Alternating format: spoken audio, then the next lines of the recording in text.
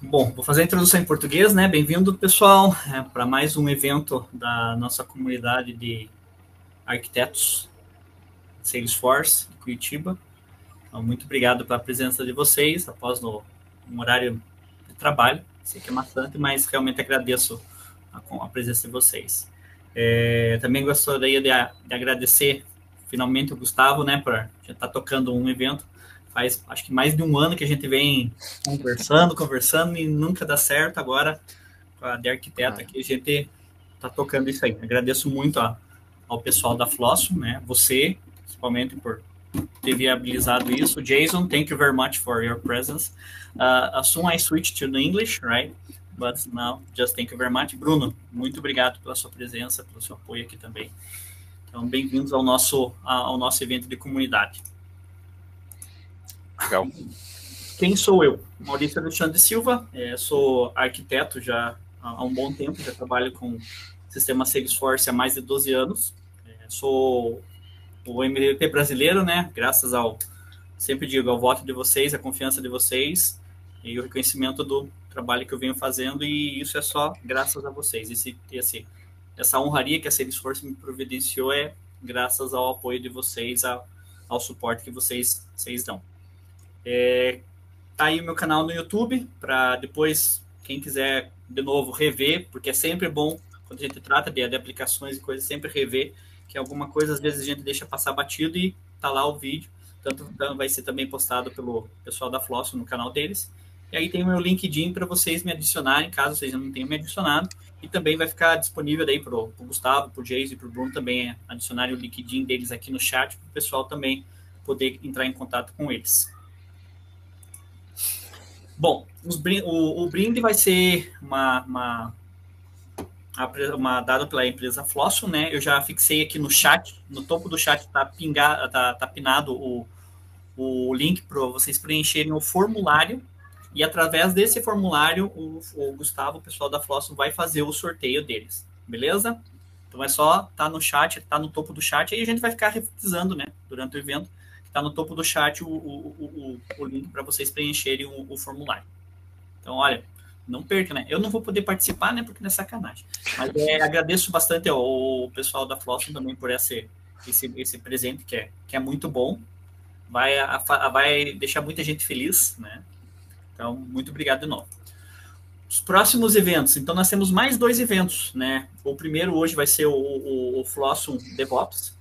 Daí depois nós vamos ter dia 7 de agosto, vamos aprender sobre Flossum Data Backup e Flossum Data Migration. E o último vai ser no dia 14 de agosto, vamos aprender sobre o Flossum Trust Center. Então esses são os outros 2 eventos agendados que nós temos já para o mês seguinte. O de setembro vai ser um evento presencial no Dreamforce, que é o primeiro evento dos brasileiros que atendem o Dreamforce, né? Então o pessoal que tiver a oportunidade de ir no Dreamforce, dá uma olhada no canal ali, no Trailblazer da Architect Group, que tem um evento específico para a gente se encontrar lá no Dreamforce, para fazer uma festa brasileira lá no Dreamforce. Vamos aprender sobre Flossum. Bom, nossa agenda aqui vai ser tocada pelo pessoal da Flossum, né? Vai ser sobre o Flossum, vai ter uma demo sobre o Flossum DevOps. Daí a gente vai abrir para um QA e depois disso vai ter o sorteio. Opa, passei mais. Primeiro, de novo, Gustavo, muitíssimo obrigado por você estar nos prestigiando aqui a nossa comunidade e trazendo um conteúdo de valor muito grande, que é aplicações que facilitam a nossa vida de trabalhadores do mundo do Salesforce sempre são bem-vindas, e já fazia um bom tempinho, de novo, né? Mas muitíssimo obrigado por você estar trazendo o pessoal do teu time aí para apresentar essa ferramenta, que realmente eu tenho experiência própria, contando um pouco a história. Quando eu estava trabalhando na ExxonMobil, a gente fez uma pesquisa de ferramentas, Copado, Flossum, GearSet, AutoRep, todas as ferramentas para nos ajudar no processo de CI/CD, né? E a ferramenta que nós escolhemos foi a Flossum. Existiram várias prós e contras em todas as ferramentas, né? Mas a que nos ofereceu a maior liberdade de processo, né? processo de desenvolvimento, de implementação, regras e uma montoeira de coisas que a ferramenta Floss nos disponibiliza, e também uma coisa extra que foi a gente poder dar pitaco no que seria interessante a ferramenta ter. Então, essa não foi uma razão principal, mas a ferramenta em si, o global da ferramenta, ela fez que a nossa empresa, naquele tempo, né, a ExxonMobil, que é a maior empresa privada de petróleo do mundo, né, e é uma empresa americana. Então, eu posso dizer por experiência que foi muito mérito da Flosson estar competindo com os outros grandes lá, ter sido escolhida aí, porque tinha muitos prós maiores do que as outras ferramentas. Então, eu tive a oportunidade de participar da implementação, configuração, todo o processo que uma empresa passa para poder o Flosson rodar e auxiliar nossos times de desenvolvimento, os release managers, os engenheiros todos em si. Então, foi o primeiro contato que eu tive com o Flosson, né? E depois disso, a gente teve contato aí com o Gustavo e agora nós temos um evento aqui. Então, sem delongas, eu vou parar o sharing aqui, vocês podem começar o sharing do lado de vocês, Gustavo, de novo. Thank you very much, Jason, for your presence here. It's really important for us to have a person to show us the beauty of the Flosson DevOps. Gustavo, Bruno, com vocês agora. Beleza, deixa eu só... Bom, pessoal, antes de eu compartilhar a tela, agradecer ao Maurício por ter possibilitado esse nosso evento. Como ele comentou aí, a gente está faz tempo que a gente estava conversando e nunca encaixava as agendas. A gente está fazendo agora, então, uma série, né, com 3 sessões. A gente vai falar de todo o universo ali da Flosson. Ele compartilhou o caso da Exxon. Já é cliente nosso há alguns anos. Eu estou vendo aqui uns nomes também aqui de uma pessoa aqui que é colegas e também cliente aqui que a gente já encontrou aí pelo mundo de DevOps. E hoje, pessoal, assim, mesmo quem já viu, assim, eu já vi aqui uns nomes aqui que eu conheço um pessoal que já tinha visto uma demo nossa, a gente está sempre mantendo atualizações, né, junto com a Salesforce. Então tem muita funcionalidade aqui que vocês podem não ter visto ainda, que são novas funcionalidades, às vezes até os próprios clientes. Você tem aquele processo definido e nem vê o que é que uma nova funcionalidade, uma feature nova ali, que pode ser que hoje fique interessante para vocês verem. E quem não conhece, pessoal, vai ser um prazer aqui apresentar para vocês. Eu vou compartilhar minha tela, pessoal. Alguém tiver uma dúvida, bota no chat. Se eu não ver aqui, eu peço para o Maurício ou para o Bruno para alguém me interromper aí, porque como fica aqui na tela, eu fico olhando para outra aqui, às vezes vai subindo aqui e eu perco, certo, pessoal? Então, se alguém tiver uma pergunta aí, por favor, me interrompam. Pessoal, vou compartilhar aqui minha tela.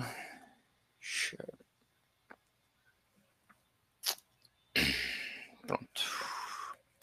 Só uma apresentaçãozinha rápida aqui do time. Gustavo Show, então eu trabalho aqui com o mercado Latam, então a parte de Latam comercial, aí suporte a contas também é comigo. Aí tem o Bruno que também trabalha com Latam, ele é a parte de suporte técnico. Então aqui acho que tem um pessoal aqui que já deve conhecer o Bruno no suporte. E o Jason, que ele é o nosso Sales Engineer. Então o Jason é como se fosse aqui minha parte técnica aqui nessa call.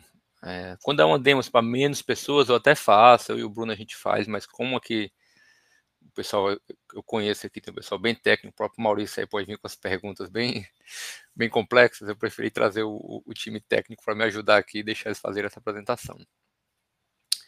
E o nosso diretor, pessoal, é o Andrew, ele vai tentar entrar, ele está numa outra reunião, ele vai tentar entrar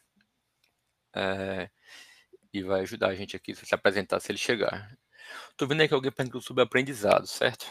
Eu vou já chegar lá, pessoal. A gente tem um portal onde tem certificações, passo a passo de como fazer. Então a gente tem sim um aprendizado e, se eu não me engano, a gente tem uma trilha lá no Trailblazer. Lá tem uma trilha que trata de Flosson. Tem uma certificação do Flosson. Eu sou certificado. A gente tá com 2, cara, e estamos terminando a terceira. A gente já tá... Porque como a gente lança muita feature nova, acaba que a certificação é um trabalho 24/7, né? Você lançou uma feature, já tem que atualizar a certificação. Só um pouco da Flowson aqui, certo? A gente é um parceiro da Salesforce desde 2014, listado lá na Apex Exchange. E a gente tem um approach assim, de DevSecOps, né? Então a gente começou só com DevOps, mas que trazer a parte de segurança para dentro desse approach da Flowson. Então a gente trouxe o backup de dados e o Trust Center. Então a ideia é você ter um ambiente, todo o seu ambiente Salesforce protegido, todo seguro, né? Então você vai fazer tanto o metadado quanto o dado e o Trust Center, que é um monitoramento de políticas de segurança, vão estar ali sendo dentro daquele ambiente Flowson. A gente tem clientes, até clientes aqui no Brasil, que tem todo o pacote, que tem todo a caixa, né, da Flowson. Então ele atualiza, faz todo o seu DevOps e backup de dados, tudo por dentro da Flowson. Isso é uma vantagem porque você vai ter um ponto único de suporte para qualquer tipo de dúvida ou questão sobre dados, metadados, backup, política de segurança, alguma recomendação ou solicitação de discussão sobre melhores práticas. E hoje, pessoal, a gente vai falar de DevOps. Então, hoje a gente vai falar aqui metadados, como o Maurício comentou, próxima semana é backup de dados e data migration, né, que é meio que um pacote junto ali que a gente chama de data management. E temos o Trust Center na última semana. Então, o Trust Center ele é uma ferramenta que tem alguns overlays ali com o Shield, né, que ele é muito para segurança, como por exemplo a gente faz o data masking também em produção, o Trust Center. Mas ele é mais voltado para você setar uma série de regras de segurança no seu ambiente e essas regras de segurança você fica monitorando.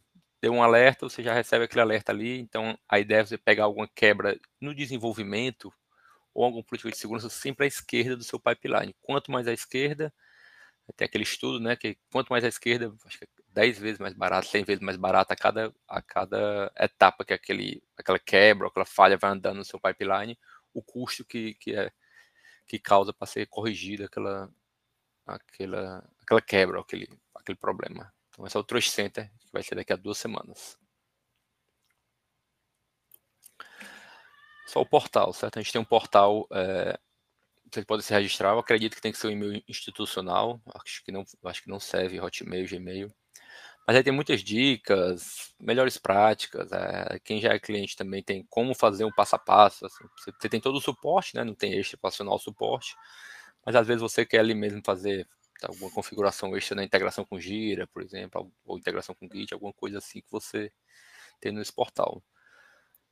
Certificações também são gratuitas, pessoal. A gente está com 2 disponíveis, estamos desenvolvendo a terceira, de implementador.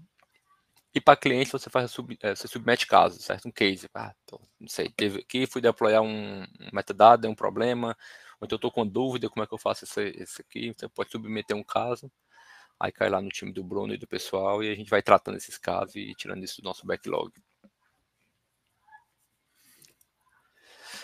Pessoal, clientes da América Latina, né? Eu gosto de trazer essa página aqui, porque tem gente que não conhece a Flowson, mas a gente aqui na América Latina, pelo menos no Brasil, a gente é a maior ferramenta, assim, que tem o maior número de clientes. A gente está com 24, eu acredito, no Brasil.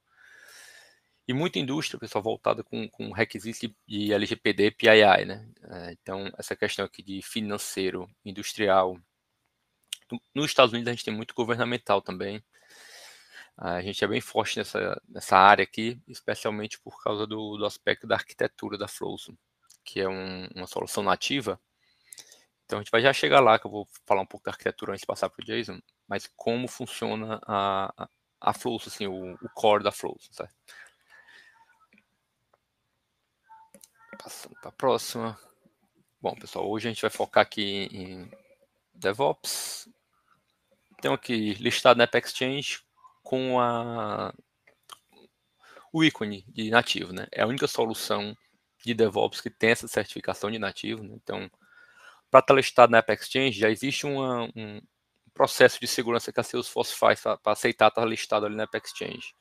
Para estar listado com esse íconezinho nativo, já é um extra, certo? Então, ele faz todo algo parecido com um pentest que a Salesforce faz para aprovar, não, isso é nativo. Inclusive, assim, o pentest, quando a gente vai para o InfoSec, ali para a parte de segurança, o pentest da Salesforce serve para a gente, porque ele é nativo, ele está todo ali dentro. Então, se a Salesforce tiver um problema, a gente vai ter. Mas aí, se a Salesforce der um problema, já é alguma coisa bem mais difícil e é bem mais complexo, né? Então isso aqui é uma vantagem bem grande, esse nativo, que eu vou explicar aqui do que se trata. Pessoal, e objetivo, né, da ferramenta de DevOps, o que é? Não é feature, né? Não é eu quero fazer um bom proteção de sobrescrita, eu não quero deployar perfis parciais. O que eu quero é fazer deploys mais rápidos.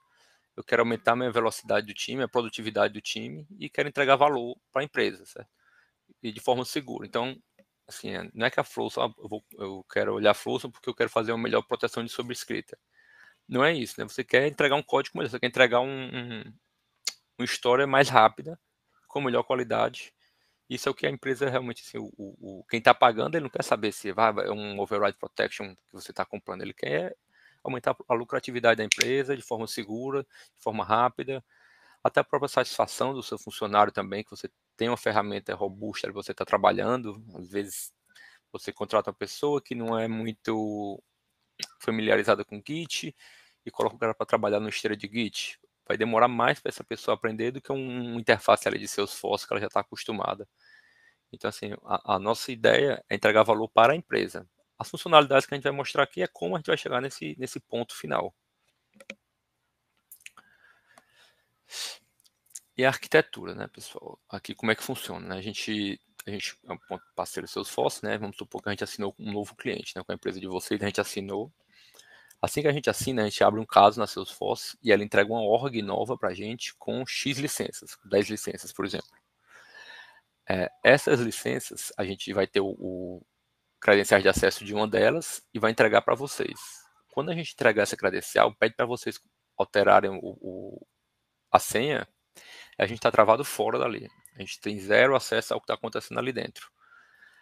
Outros fornecedores, outras soluções, eles até postam assim, a gente foram feitos deploys de 10 mil perfis utilizando a nossa solução. Foram feitos deploys de 50 mil layouts no último mês, no último ano. A gente não tem essa informação, a gente não sabe. A gente entregou isso para você. É uma org que está toda fechadinha ali e a gente vai, quando você vai deployar, é de Salesforce para Salesforce ali, não vai e volta para o Git, né? Então é sempre assim, vai de uma sandbox de dev para um ambiente de teste, para uma produção, tudo ali por dentro da Flowson. Aí, pessoal, nessa org que a gente vai entregar para vocês, a gente vai instalar uma aplicação da Flowson e deixar com aquelas, dando um exemplo aqui de 10 licenças. Você vai conectar aqui toda a sua sandbox de teste, né, sua sandbox de desenvolvimento, seus ambientes de teste, inclusive se você tiver 2, 3, 5, a gente tem aqui clientes no Brasil com mais de 10 produções, então vai estar todas conectadas nesse ambiente aqui e você vai ter uma plataforma de DevOps, né? Então para time que tem COE, ou você tem uma equipe que monitora tudo ali que está acontecendo, os deploys, ele tem essa visibilidade bem fácil, ali ele consegue ver tudo que foi deployado, tudo que passou de um lado para o outro. E aqui, pessoal, o que é que acontece, né? Você vai ter toda a rastreabilidade do que está acontecendo, você vai ter auditoria, então, do dia que você conectar um ambiente aqui na Flow para frente, está tudo auditado. Daqui a 2 anos, eu quero ver que mudou uma história hoje, você consegue ir voltando e encontrar o que foi aquela alteração. Se tiver linkado com o ticket do Gira, você consegue encontrar o ticket do Gira, do ServiceNow, do Azure, o que seja. Então, quem pediu aquela alteração, quem fez a alteração, quem aprovou aquele peer review, está tudo auditado ali, né, dentro dessa nova org. E aqui também, pessoal, tem a funcionalidade de domains, né? Então, se você tiver muitas produções, por exemplo, meu Dev 1 e Dev 2 só trabalham na produção 1, naquela pipeline 1. Então, quando ele logar com o nome de usuário e senha dele, ele só vê aquela esteira da produção 1 ou da produção 2. O Dev 3 trabalha na 1 e na 3. Então, quando ele logar, ele consegue ver 1 e consegue ver 3. Então, a gente tem a parte de domains que você consegue também dar visibilidade apenas para quem está naquela esteira. Também tem as permissões. Então, o Dev 1 ele pode talvez validar até a produção. O Dev 2 é um Release Manager, pode deployar para a produção. O Dev 3, não sei, talvez eu trabalhe com consultoria, não vai para produção. A consultoria só vai até stage. Então, meu Dev 3 nem vê produção. Então, tem toda uma série de funcionalidades de segurança que vão estar ali dentro dessa ferramenta, dentro dessa plataforma. Okay?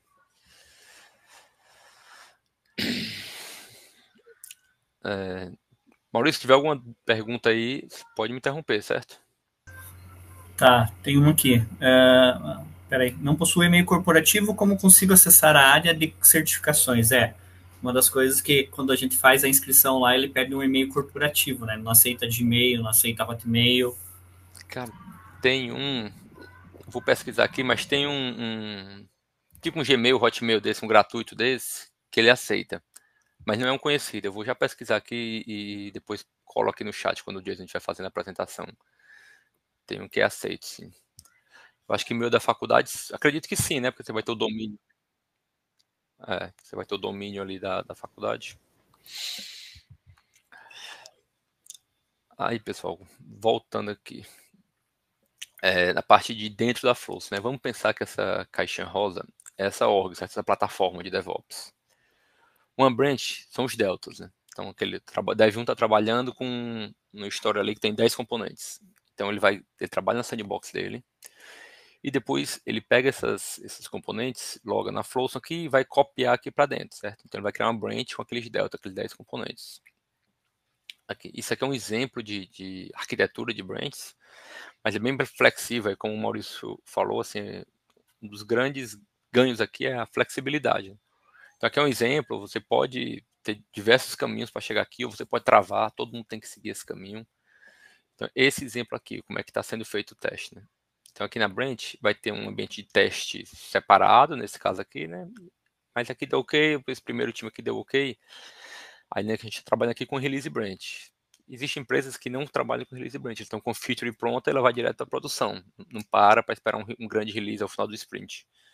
Então, nesse caso aqui, a gente está com o release, então ele vai fazer um merge aqui de todos essas branches, né? Vai provavelmente só resolver algum conflito ali. Tem duas pessoas com account layout ali, talvez tenha que resolver um conflito. E daqui agora você tem a soma desses deltas na release branch e vai seguindo no seu pipeline. Certo?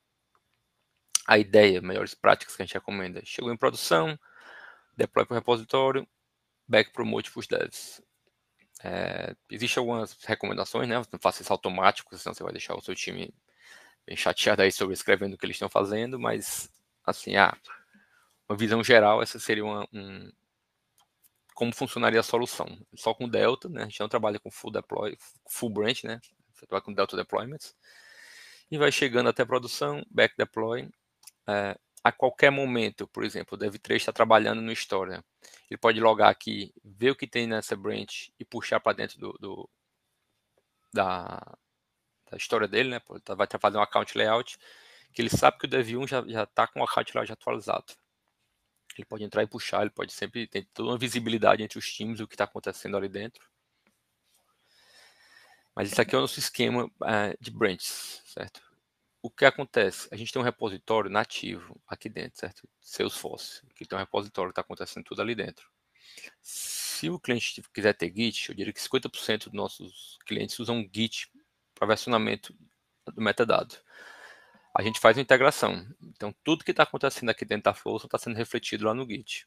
Pode, inclusive, ser bidirecional. Você pode escrever no Git e vir para a Flow. Não é muito recomendado, porque você vai perder uma série de funcionalidades que tem na Flow antes de um deploy.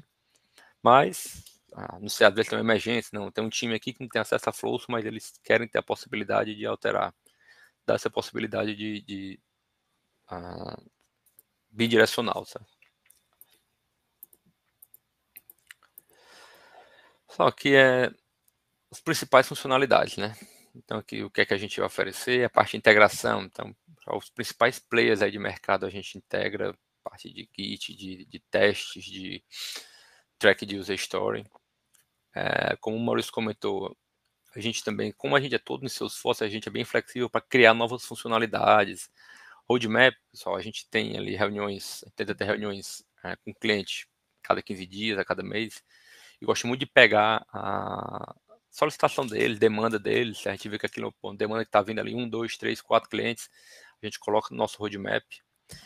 E às vezes é uma coisa única para aquele cliente, mas ele precisa, sem isso aqui não dá para seguir em frente. A gente também pode, a gente desenvolve também funcionalidades, assim, a ideia é que o cliente esteja satisfeito com a ferramenta e ele também pode desenvolver o próprio, né? Então, a gente tem aqui tem cliente aqui no Brasil que tem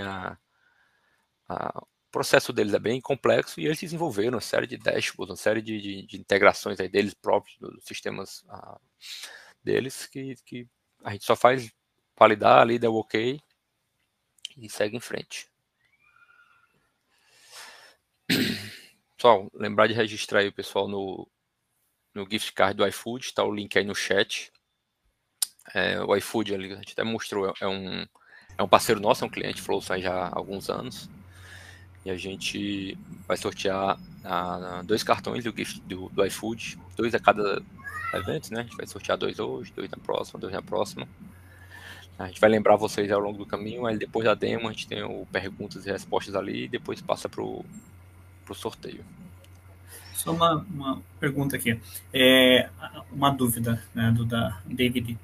A certificação não é linkada com o perfil do Trailhead, eu já respondi porque não é linkada mesmo, por experiência própria. Mas a outra pergunta existem renovações anuais igual às da Salesforce, as certificações? Como que funciona?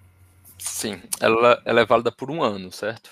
A certificação é válida por 1 ano, você tem que renovar ela em 1 ano. Ok, mais alguma pergunta, pessoal? Antes de passar para a demo?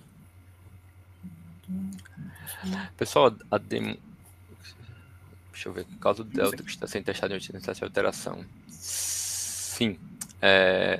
Jefferson, se você tem uma branch ali, né, com 20 componentes e tem um componente que não pode ir agora, você tem algumas opções. Você pode fazer um deploy parcial, tirar aquele componente e seguir em frente, ou então alterar só aquele componente e depois jogar ele direto lá para a UAT, né, no seu caso aqui. Você joga direto para a UAT e deploy. Então você pode seguir parcial, então tirar ele, depois jogar ele para dentro e deployar. Acho que pergunta aqui, Matheus, a renovação é o exame novamente, certo? Você tem que fazer o exame novamente, até porque tem features que vão sendo lançadas que a gente tenta colocar sempre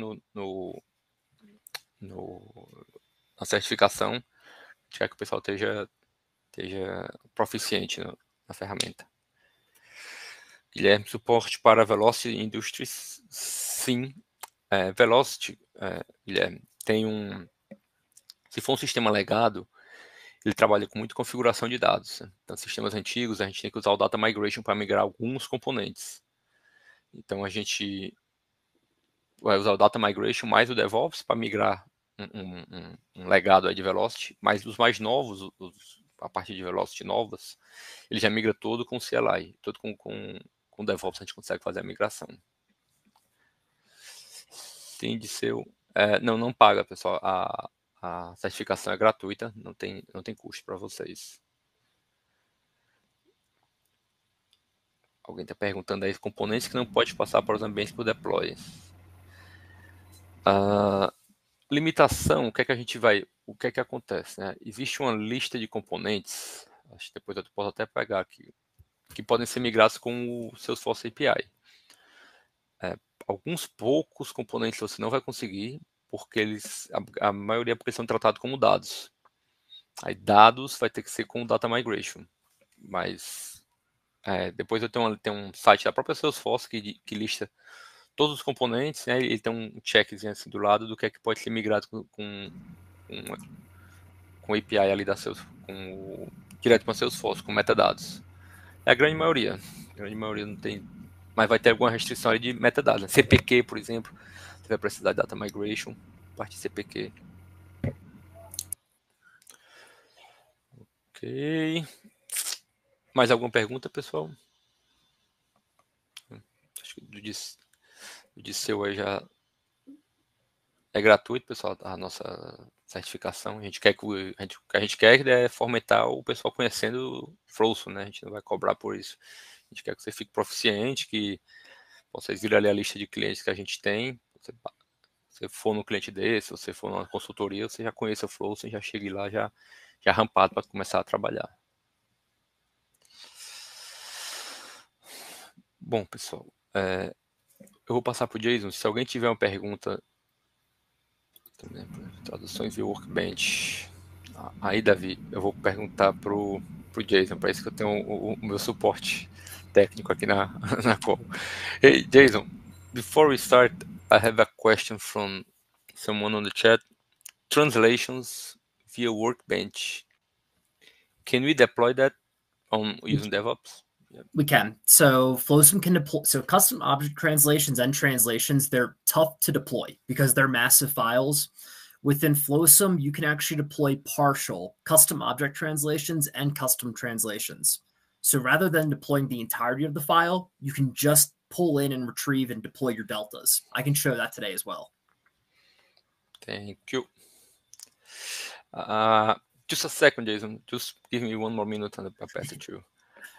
Pessoal, então o Jason vai fazer a apresentação em inglês. Se alguém tiver alguma pergunta ou não entendeu a parte de inglês, à vontade aqui de perguntar, eu tento responder aqui no chat. Se não der, eu já volto e respondo e peço para o Jason parar e a gente repetir aqui a parte em português que ficou em dúvida. Okay, Jason. Thank you. Back to you. All right, give me 1 second to get set up. And I apologize, I cannot speak Portuguese, so this is going to have to be in English for everybody.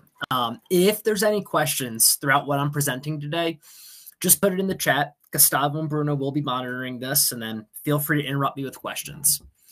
Now, for today's presentation, I really wanted to focus on the developer and the admin's journey. Like, what's it going to look like in a day-to-day flow, taking changes from development all the way through to production.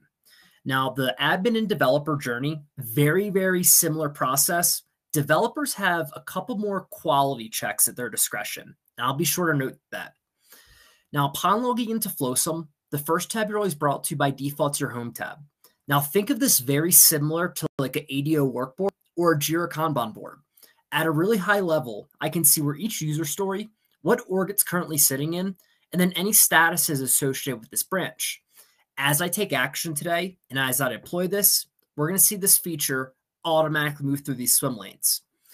But to preface Flowsum of like, where does it fit into your process? The way teams are building requirements, whether it's Jira or Azure DevOps, that remains true. Now, once you get assigned that requirement and you either configure or develop, we have no impact to that. That process remains true. Once you develop that requirement, you test it, and you're ready to migrate, this is where Flowsum fits into your process. First thing I recommend, create your branch and tie a user story to it. So over here in the branches tab, you can see as a prerequisite for today's call, I've already created this branch, but just know it's as simple as clicking new and just give this a unique name. It is a 3-second process at most. Once that branch is created, this is an optional step. It ships out of the box, but I always encourage teams to do this. Flowsum does have out-of-the-box integrations with all the big names, Jira, ServiceNow, Agile Accelerator, TFS. I'll use Jira for today just because it is the most popular in the ecosystem.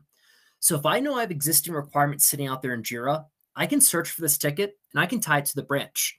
So give me 1 second as I search for that keyword in the summary field. So what are the benefits of tying a Jira story to a branch? Well, one, when you pull this into Flowsum, this allows Flowsum to actually report on this Jira story. So we can track that throughout the entire SDLC process. Additionally, if your team ever gets audited, we always know what changes made to production and what story it's tied to. Now, for some automation behind the scenes. As I migrate this branch to QA or production, for example, this Jira story or the status is going to automatically update to whatever you define. What happens in Jira? This ticket automatically moves through those swim lanes. Automate that process for you. So once the story is tied to the branch, which is optional, but it could be enforced, over here in the Manifest tab, you can see I've gotten ahead of myself today. Yet again, as another prerequisite, I've already moved some changes into my branch. So at this point, I did want to take a step back to show you, one, how to retrieve changes, and two, how to commit. I get through this part really quick, so hang with me for like 2 minutes here. But over here in the Orgs tab, very similar to Gustavo's PowerPoint slide, this is where you get to connect any amount of sandboxes, scratch orgs, production orgs. But this story, I know I configured it in my sandbox. Now, as developers at admins are making changes in their sandbox, Flowsum's going to automatically detect those changes, and they're going to trickle into this latest component section. So if you compare this against change sets, for example, change sets are all manual. You have to say search for the layout, then the letter L, and then select your component. This is automated. Very similar to a change set, this is where the cherry picking begins. So as an admin, if I know I modified this layout and maybe compact layout, once I have those 2 changes selected, the next logical thing is just move them into my branch. Now give me half a second here as I select that July 31st feature. Once I click continue commit to branch, Flowsum's going to move those 2 changes into the branch you have selected here. Developers and admins, this is where everyone's going to start. So what I've showed so far, pretty basic. We're creating a branch, we're retrieving changes, nothing too special yet. Now, what I wanted to show next is once a developer or an admin commits to a branch, this is where you're going to live, 1, getting ready for the deployment, and 2, actually executing those deployments. So just to keep us organized today, I did want to review the 3 quality checks Flowsum has out of the box. That's going to be static code analysis scans. That's a developer-specific quality check. You have code reviews. Anyone can use this. And then we can actually enforce code coverage over here in the Settings tab. With these 3 quality checks, you have 3 options. We're not going to force you to use these, so think of these as optional. You don't have to. Option 2 is you could use them for informational purposes. It'll surface your issues. It's up to you to take action. Option 3 is the most restrictive. You can enforce these. So for the rules you define, developers and admins need to satisfy those. So let's dive into static code analysis first. So out of the box, Flowsum does integrate with Apex PMD. Jason, one question here from Thiago. For every org we connect, do we need to create a named credential? You won't need. Yep. So for every org you connect, you won't need to create a name credential. Flowsum uses the connected app framework to connect to orgs. So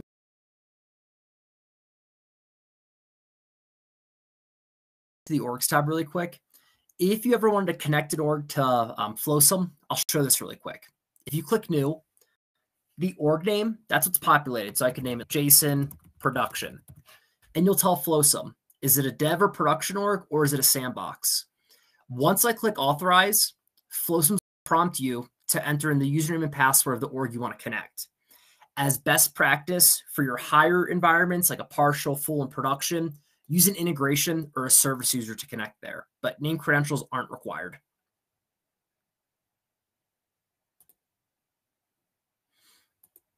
All right. So back to the quality gates. So Flowsum has 2 options for static code analysis. Again, developer-specific quality checks. And anytime I commit to the branch, this automatically scans. I don't need to do anything. So here you can see when I committed to my branch earlier, it found 23 issues.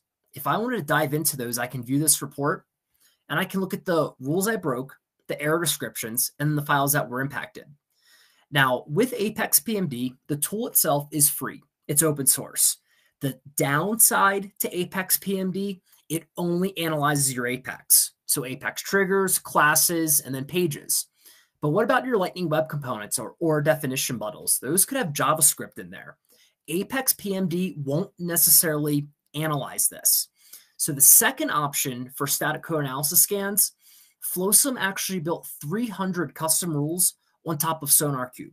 Now, over here on the right-hand side, you can see I've set this up to run automatically every commit. But this will give you 360-degree coverage for all of your code. And looking at Flowsum Scan, you can see here I've introduced 3 bugs. Now, if I want to dive into that, I can view the issues. And very similar to Apex PMD, if I click on this bug here, for example, anywhere where there's a red squiggly line, that's an error or it's an issue. And if as a developer, I'm thinking, well, why is this an issue? Flowsum will tell you. Here's an example of a good assertion. And then here's an example of a bad one. So we can actually help you remediate that task within your branch. Whether your team opts to adopt PMD or Flowsum Scan, this is going to be your first line of defense for helping you clean up the changes within your branch or clean up the code. Now, admins on the call. Bad news for you. The 2 features I've showed, not a good use case for you. It's out of scope. But a peer review, anyone can use this quality check. So before this call, I actually logged in as another admin and submitted the code review to myself. So in this instance, I'll be the reviewer. If I were to click on this tab, it brings me straight to this page up here. Now, the goal with the peer review is get a second set of eyes on my changes. Did what I configure, is that going to satisfy the requirements?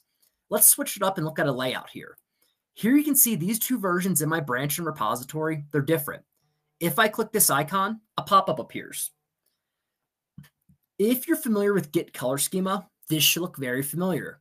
Left-hand side, this is your source file. Right-hand side, this is my repository. So if the Jira requirement stated to leave this name field as is, well, the admin removed it. That's a bug. If they deploy it, this gets overwritten.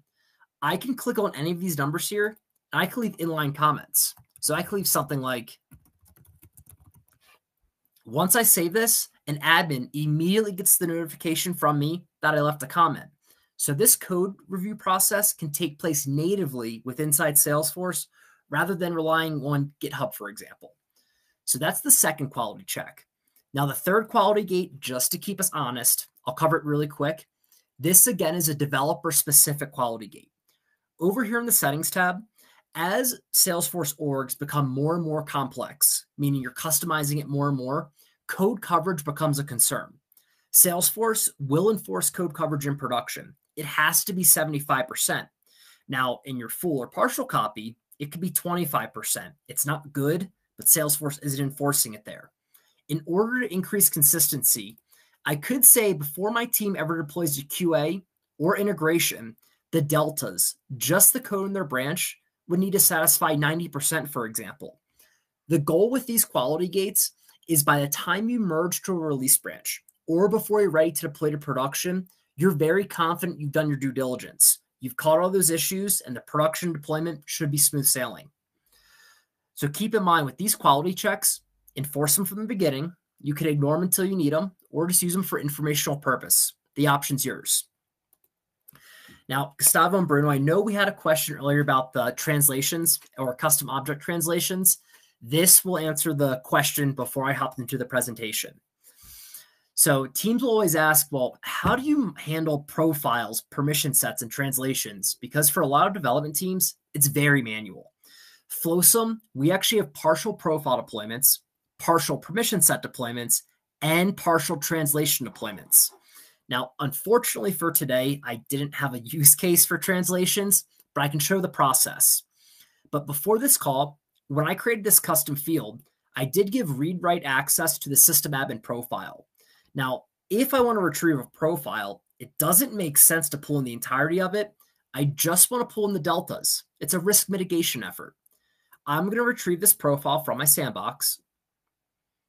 Now you'll notice here, we're going to retrieve custom object translations and translations too. So if you're ever translating a field, an object, whatever it might be, click for click the same process.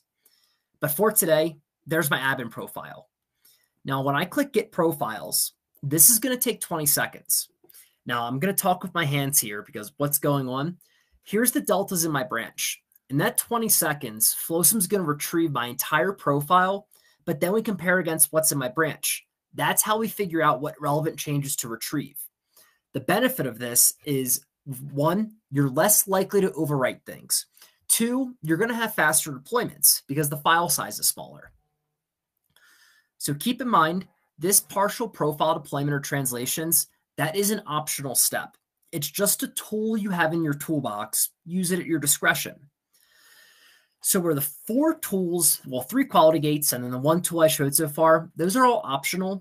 Core baseline process, overwrite protection is a requirement. You're going to have to run this before every deployment. And teams will always ask, how do you enable parallel development? How do I get visibility into my changes? How do I avoid just overwriting my peers' work? This is the solution. So if I click on this tab, I have it preloaded for us today just for some speed, but it would take me straight to this page here. Now with any deployment, you always want to compare against the target org. Where do I want to take this or deploy it to? Now down below, Flowsum did detect a total of 10 conflicts. We are not going to review all of these, but I wanted to focus on a permission set. These files, they're pretty large. And usually when you're working in a sprint cycle or a project, you have multiple developers touching that same permission set, causing a lot of conflicts. So let's look at it. Now with overwrite protection, this should look very, very similar to the peer review. There's 2 differences though. Source file is always on the left-hand side. Now before deployment, we actually compare directly against the target org. I will say this feature right here is unique to Flowsum. Any other solution in the market will compare against the target branch. Now, you're probably wondering, why did we take a different approach? Flowsum can detect manual changes in real time. My safe harbor statement is I'm not encouraging teams to make manual changes. Having been on a development team, I would be naive to say they don't happen from time to time, but we can catch those for you. The second difference, now we can take action.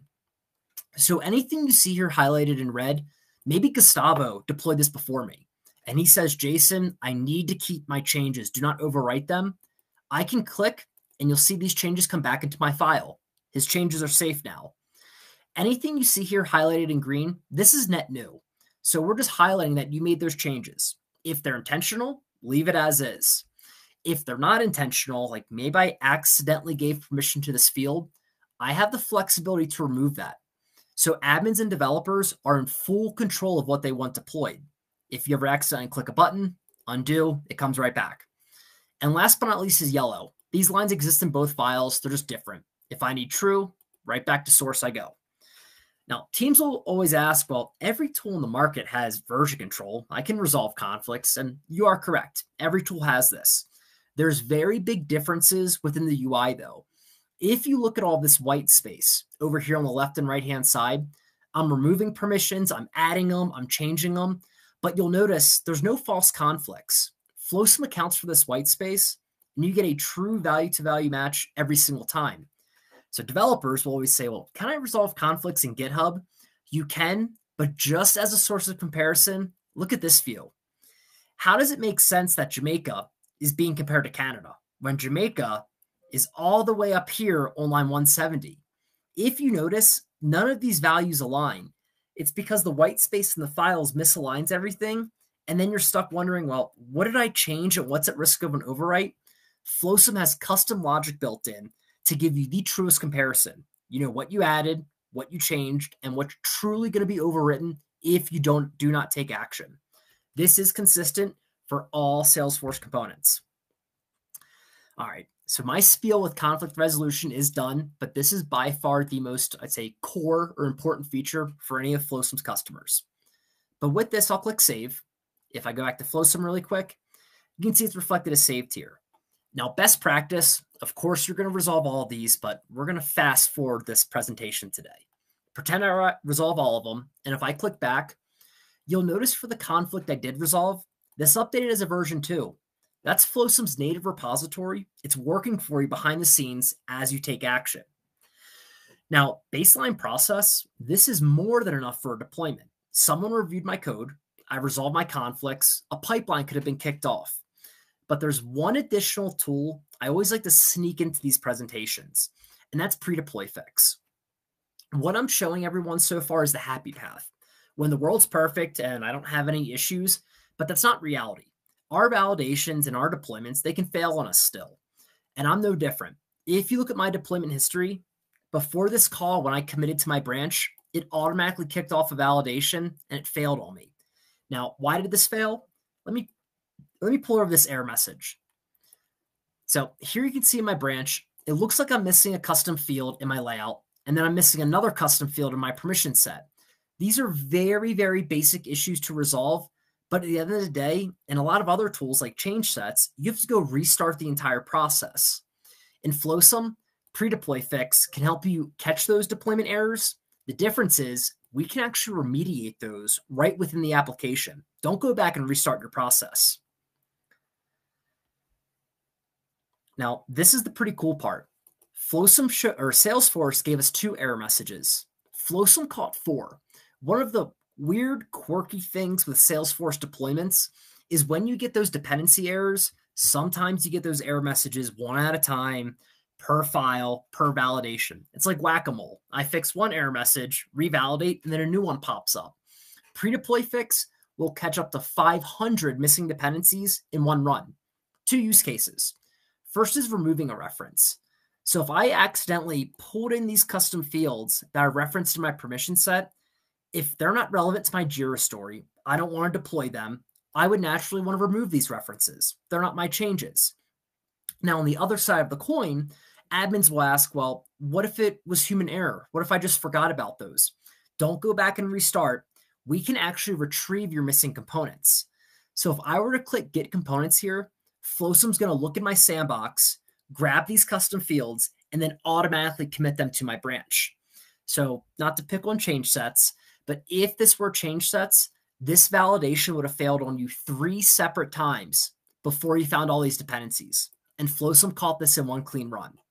So for admins and developers, think of Predeploy Fix as a phenomenal tool for helping you clean up your validation and deployment errors and then getting your work across the line in a timely manner. So use that at your discretion. I always say use it as a crutch. Is it required every time? You can enforce it or just use it as a nice to have. Now, at this point in time, I've showed everyone all the quality checks Flowsum has. This is more than enough for a deployment. Within Flowsum, there's 3 ways you can deploy. First, you can schedule a deployment, run whenever you want it to. Your validate and deploy buttons you see up here, these are manual validation and deployments. So if teams aren't ready for full-blown automation, very viable options. If your team is coming from Git and Jenkins, for example, you're ready. Pipelines are the solution. So before I kick one off, I wanted to show everyone some examples of them. So over here in the Pipelines tab, this is where you'll configure your pipelines. Now, teams that are first starting out with automation, you could have a simple pipeline that looks like this. If the validate succeeds, you don't need to do anything. The deployment would automatically kick off.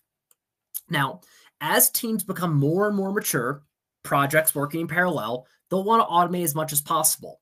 Just to show you another option here, look at this advanced pipeline I have. Now, you'll notice a lot of the options you've seen today, I showed them manually. When I'm presenting, it's really hard to play catch up to automation, but nearly every single button I show within the branch can be automated via pipelines. So what this will do is, once I commit to a Flowsum branch, SonarQube is going to scan my code. If no issues are found, it would automatically check for conflicts. Once I resolve them, Gustavo, for example, could review my code. If he approves it, it would automatically validate and deploy. So teams are in full control of how much they want automated or take a crawl, walk, run approach. But all of these are configurable with inside Salesforce. Now, I think I've done enough talking around pipelines that we are just scratching the surface here. There are so many more options your team can have. Let's kick one off because I do want to show a live deployment. Back to the branches tab. I'll use that same feature. This pipeline I'll kick off. It's a simple validation deployment. It's the first one I showed everyone. Now, this is the cool part, and this kind of ties into rollbacks. If I'm quick enough, if you look in the top left-hand corner here, before any deployment, Flowsum is going to automatically take a backup of your target org. Just in case your deployment breaks any functionality, you introduce a bug, there is always a backup you can restore from. Ultimately, I say that is your insurance policy. All right. All right, and 10 more seconds, right back to the branch you go.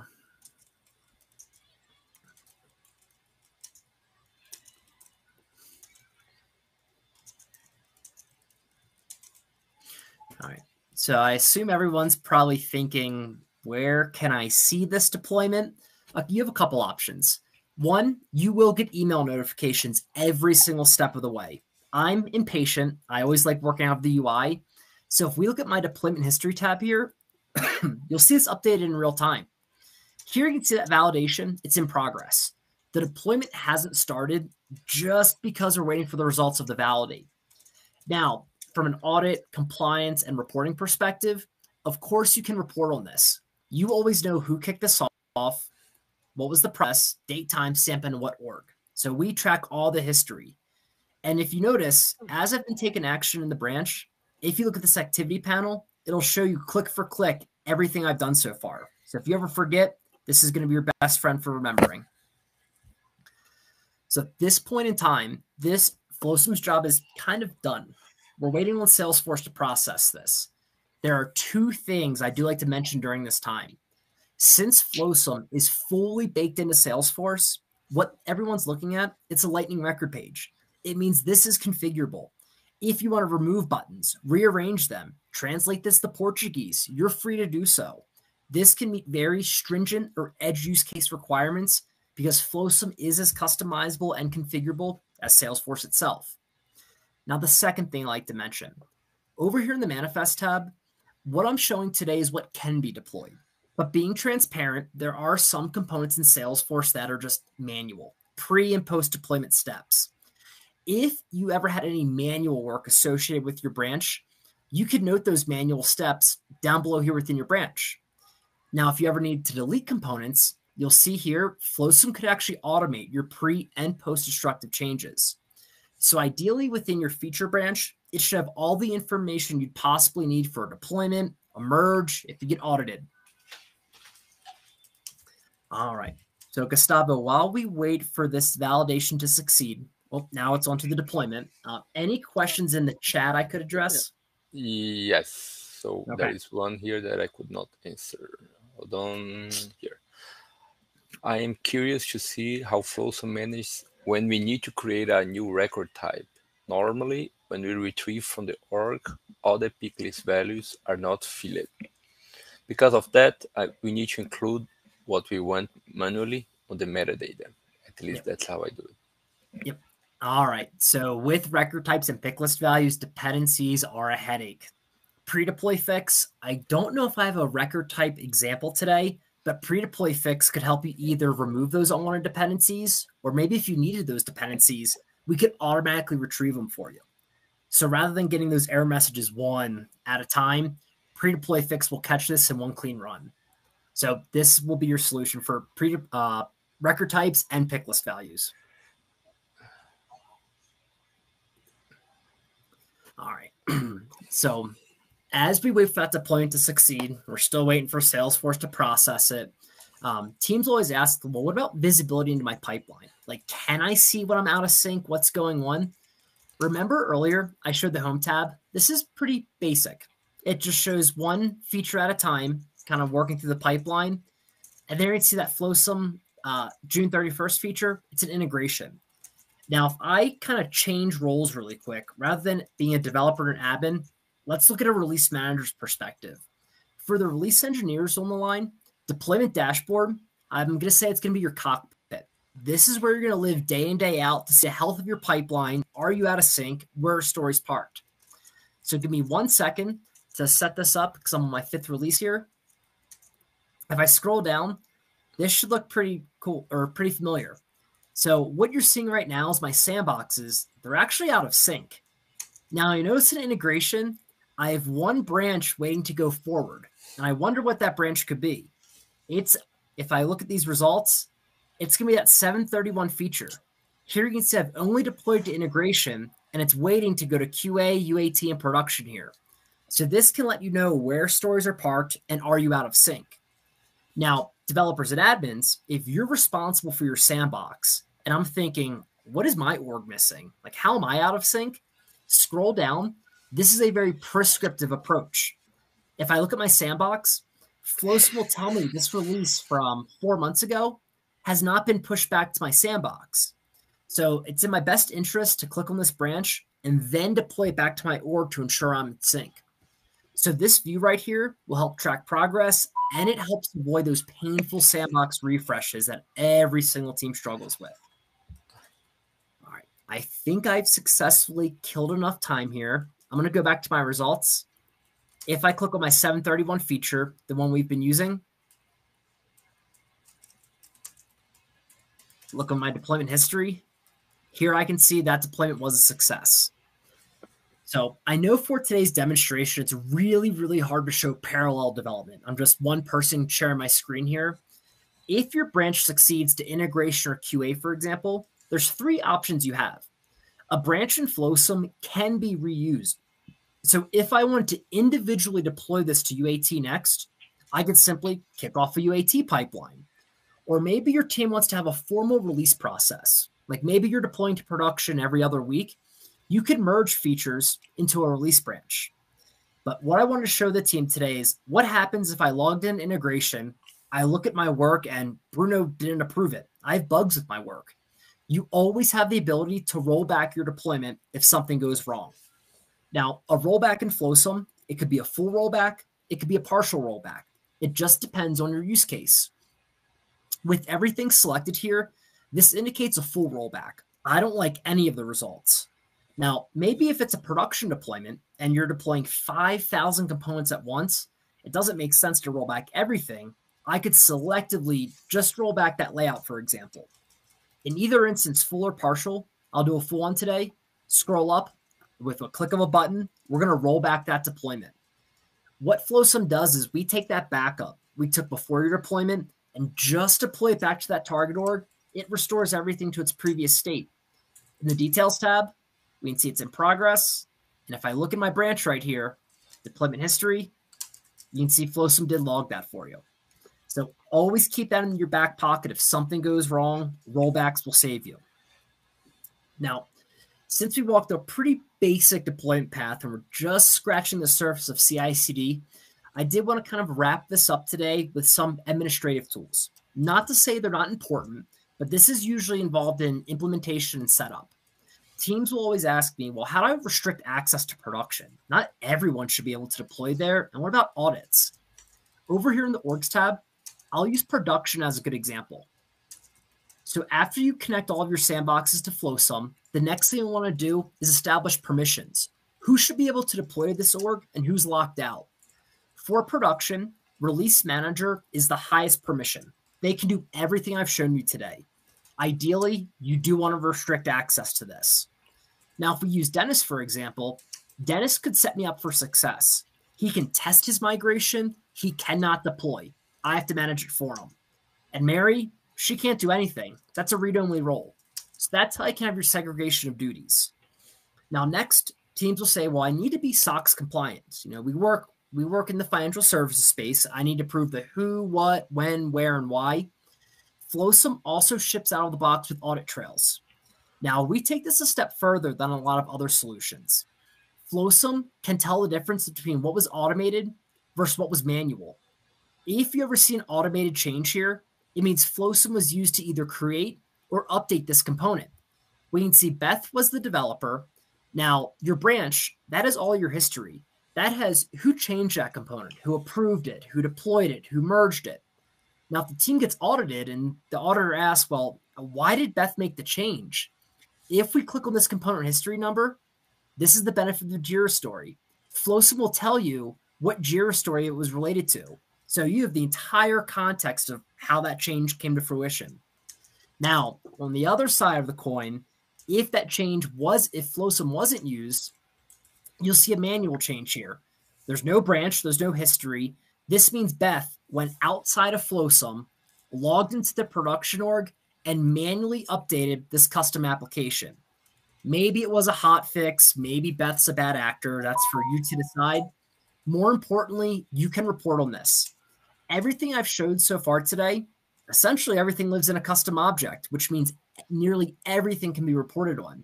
So over in the dashboards tab, I always say these reports give you the physical and literal. What are you doing daily, weekly, per sprint? Here you can see how many peer reviews I've approved or rejected. Code coverage. Even if your team opts to not enforce it, it's never a bad idea to keep trends over time. Is it increasing or is it taking a hit? And of course, you have your deployment results, your audit trails.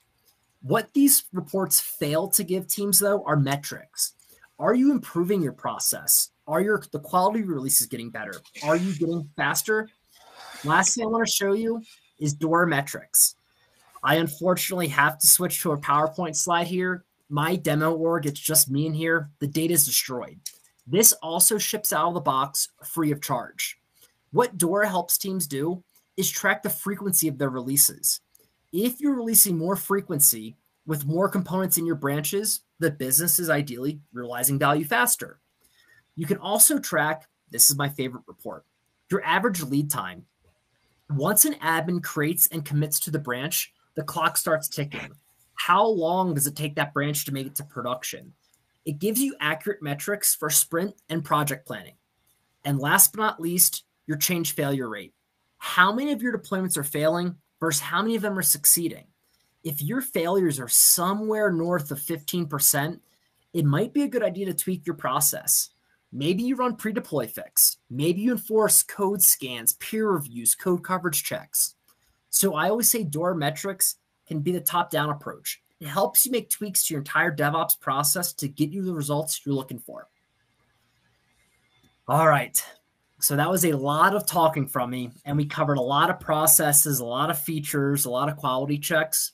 I did want to open this up to the audience. Any questions around any of the tools I showed today, anything I didn't show that you're really hoping to get out of this? Or Gustavo, any questions in the chat? So thank you, Jason. So far, I answered all the questions we had on the chat. Okay. So far. Pessoal, alguma pergunta, algo que vocês estavam esperando ver e a gente não cobriu, ou o que a gente já cobriu aqui, vocês querem ver novamente? Agora a gente tem um tempinho para Q&A, perguntas e respostas.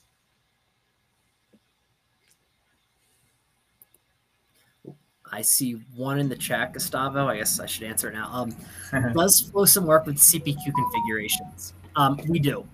So CPQ is tricky because CPQ, the configuration you do, it's actually stored as data, not metadata. So next session, we'll show you how to migrate CPQ changes. That will be accomplished with Data Migrator, not the DevOps solution, because DevOps is focused on metadata, and then data, of course, comes next week. Yeah. Thank you. Any other possible to move between environments? Part 2 configurations.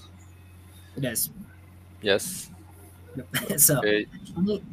let me give me 1 second, Gustavo. I'm kind of panicking now. I'll put a link in the Zoom chat.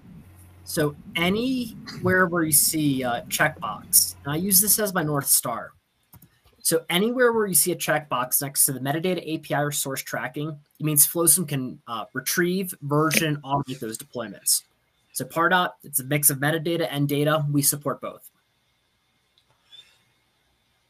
Jason, I think that's on the roadmap, correct me if I'm wrong, but can we create a script of data migration with a pipeline from DevOps?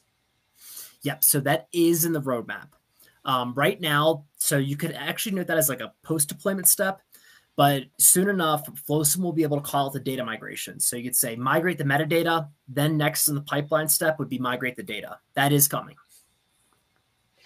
Thiago, isso aí a gente está desenvolvendo como um step do pipeline, vai ser essa migração. Ele vai fazer o call de data migration para migrar tudo junto. Show. That's really cool. Certo. Mais alguma pergunta, pessoal? Pessoal, deixei o meu LinkedIn aí do resto do Jason e do Bruno também. Adiciona a gente lá. Se tiver alguma pergunta, depois eu vou passar aqui no meu e-mail, mas é guchoa@flowsum.com. A ideia, pessoal, é realmente fomentar assim, o uso de DevOps, de ferramentas de DevOps. É bom vocês conhecerem, e quem já conhece também novas funcionalidades. Então, quem já é cliente deve conhecer, eu e o Bruno, o Jason. Se tiver visto alguma coisa que vocês não usam ainda e quiserem aprender, chama a gente aí que a gente marca uma call. Tem 2 perguntinhas aí. Jason, is there any resource on Flowsum that enable me to clone the custom metadata fields? Custom, not sure. So you wouldn't clone custom metadata fields. You can migrate those, because when you create custom metadata, it would create a field.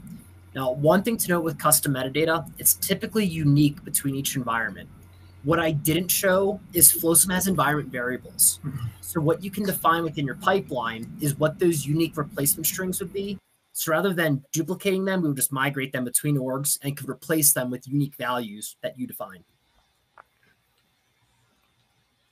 Daniel, aí seria com environment variables fazer essa migração. Sobre code builder. Jason, another one about code builder. Is it possible to do any feature with it? For example, run a CLI call, code builder. Not sure I understand. So with the CLI would usually be like VS Code. We don't have a plugin there. Or are they referring to like running anonymous Apex within a pipeline? Tiago, você pode detalhar pouco mais essa pergunta, por favor? Eu acho que ele, I think that he is asking about of course, if we don't connect to the VS Code, is the same thing for Code Builder, because Code Builder is just the tool that Salesforce released to replace the developer console, right? Yep. Yeah, and the Code Builder is look like a VS Code, but it's on the web, right? I think this is the question: if it's possible to connect Flosum with the. Yeah, so Flosum doesn't necessarily have a direct integration with Code Builder, but as you're building that code, you're probably going to deploy it to the sandbox to test with. Once that's deployed in the sandbox, Flosum picks it up and pulls it into the application. It's like very similar to VS Code. Like as you're developing in real time, Flosum will detect that change. But once you deploy it to your sandbox to test, then we pick it up.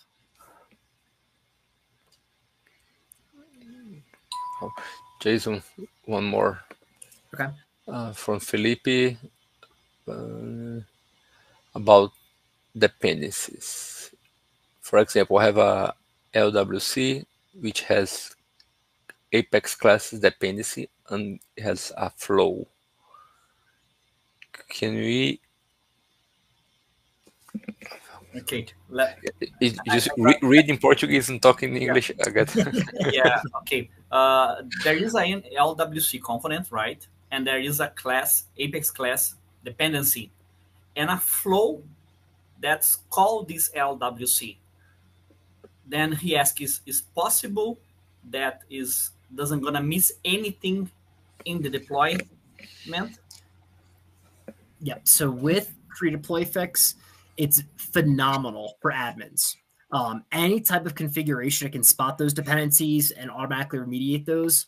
Now, when you're dealing with code, Lightning Web Components or definition bundles, Flosum is not going to automatically retrieve or add those dependencies for you. So if you are missing one, you'd likely get a validation error. We do believe that if we're just automatically removing dependencies in your code, it's a huge risk. So as a developer, you'd naturally get a validation error. You'd go back and resolve it, commit the dependency to the branch, and then retry it again when you're ready. Deixa eu dar uma lembrada, pessoal que está entrando por aí, no top do chat aí tem o formulário para preencher para o sorteio que vai ser daqui a pouco de 2 vouchers de iFood presentes pela Flosum, tá? No top do chat pingado. Pessoal, também para quem chegou um pouco depois, essa aqui é a primeira série, né? A gente está fazendo uma série de 3 apresentações aqui com o pessoal do Maurício, a turma do Maurício, do Trailblazer Curitiba aqui de arquitetos. Hoje a gente está falando de DevOps. Nós temos daqui a uma semana, quarta-feira, Data Management, né? Que inclui backup e Data Migration. E na 15 dias a gente vai falar de Trust Center, que é uma solução de segurança, certo? É uma solução que você seta uma série de regras de segurança e a gente monitora essas regras. Todos os eventos já estão disponíveis para serem registrados, né?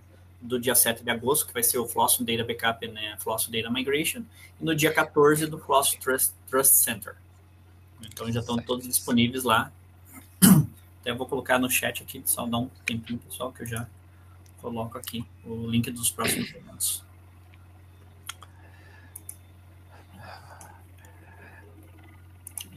Pessoal, e a gente vai fechar aqui os nomes, certo, para sortear, para a gente tentar ficar aqui dentro do 1h30 que a gente tinha combinado. Então a gente dá aí mais um minutinho aí para quem se registrou. A gente vai sortear dois vouchers do iFood.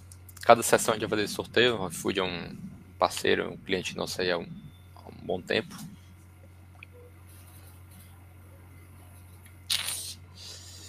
Deixa eu ver com o Bruno, que o Bruno está conversando com o pessoal. Marketing. Pronto. Acho que já tenho aqui um minutinho, pessoal, para pegar aqui. Well, Jason, again, thank you very much for the all explanation. There is a lot of features that I didn't know in my time. That's specific for the release management, that's amazing. Those are for me was new, because the time that we got the Flosso didn't have that before. That's really is facilitate the release management work as seem like crazy, instead of getting spreadsheets and all the stuff, diagrams, just is everything there. That's amazing, man. It's I've almost used what I think every single tool. So when I first started, we used change sets, then we went to Ant scripts, and we struggled through getting Jenkins, how to like formulate the pipeline branching strategy, and then now I'm at Flowsum. So yeah, that's really amazing. Pessoal, vamos lá. Os nomes: número 1, Victor Natal, e 2, Osias Júnior. Certo, pessoal? A gente vai mandar um e-mail para eles. Um e-mail para vocês, com os detalhes aí do card, do gift card. Acho que amanhã, né? São 7 e pouco aí. Acho que amanhã a gente tá entrando em contato com vocês para esses 2 gift cards. Show de bola. Ok. Bom, o Vitor tá aí. O Vitor ainda viu. Não sei se o Osias. Mas, pessoal, brigadão pelo, assim, Jason, muito, thank you very much for the time on the demo. Maurício, agradecer mesmo aí a oportunidade, a todo mundo que tá aí 7h30 aí na quarta-feira. Já tá ficando tarde. Deixar a palavra com você e agradecer novamente aí. Bom, novamente é um prazer grande, né, estar com vocês aí, trazer conteúdo de qualidade e que realmente, tipo assim, agrega muito na nossa vida de Salesforce, né? Todas essas funcionalidades que não tinha no meu tempo e tem agora, tipo assim, caramba, salva muito tempo, né? Então, tipo assim, um trabalho de um release, de controlar todas as branches, como está o desenvolvimento, o que foi para um lado que não foi para o outro, né? Cara, é coisas de horas que você está trabalhando ali, e ali em alguns segundos você já tem a visão. Então, tipo assim, é um facilitador muito grande, né? De novo, muitíssimo obrigado a vocês da Flosson, né? Thank you very much, Jason, again. E para pessoal aí, ó, eu postei o link dos outros 2 eventos.